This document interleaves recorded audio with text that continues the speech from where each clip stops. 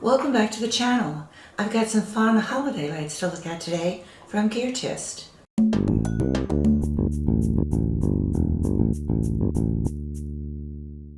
I have several different varieties. Wreath lights, both battery and solar operated, and solar operated color changing ball string lights.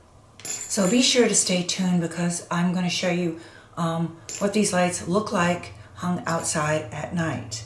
But I just wanted to give you a quick look at what they look like in the daylight. Explain a little bit about them. This is a battery operated wreath set with 3 wreaths. The wreath light also comes in a solar version which has 6 wreaths. And they all hang, or are able to be hung, with a little ribbon.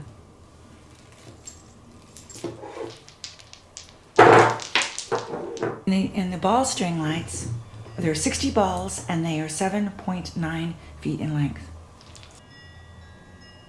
Now the wreath lights can be used indoors or outdoors. You can use obviously the solar version is best for outdoors, and the battery operated can be indoors or outdoors. They're both waterproof to IP65. And then the string ball lights are solar operated. So those are going to be great for outdoors. The solar wreath lights come with 6 wreaths in each string, and it is about 8.5 feet long.